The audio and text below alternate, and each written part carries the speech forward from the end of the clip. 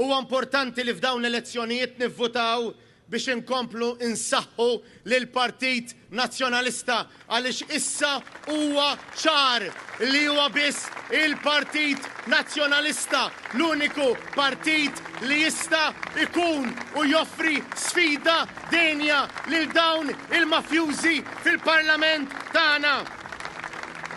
L-uniku alternattiva reali għal Roberta Bela huwa il-Partit Nazzjonalista. Qal il-kap tal-Partit Nazzjonalista Bernard Grech waqt l-attività li saret it-tlieta fil-għaxija fin-Naxxar bit-tema Għalik fejn semma kif dik tat-tlieta kienet ġurnata sewda għal pajjiżna b'ex Prim Ministru, ex Chief of Staff u ex Ministru qed jaffaċċjaw akkużi serjissimi brabta ma' frodi u organizzazzjoni kriminali. La kien qudiem il-qorti u laqqas kien Kastilja.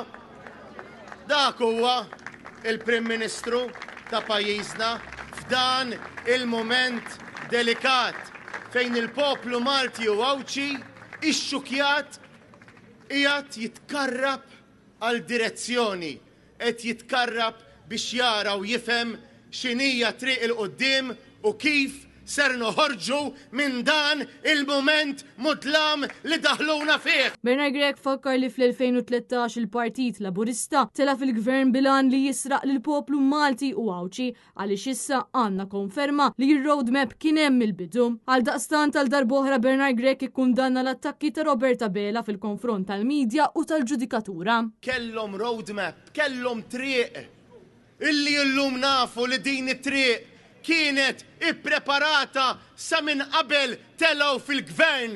Kienet triq iddisinjata biex jitlu fil-poter u jaħtfu l-assi, il-flus u l-ġid tal-poplu Malti u Awċi kollu.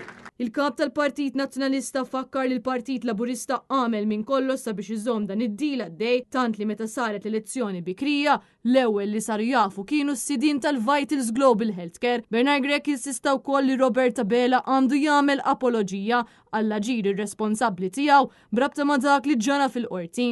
Fuq din, Roberta Bela, int trid tagħmel apoloġija. U l-apoloġija mhux li tittamilha. Mux li l-Partit Nazzjonalista trid tagħmilha, trid tagħmilha lill-poplu Malti u Awċi. Trid tagħmilha lil dawk in-nies li kienu qegħdin hemm quddiem il-qorti.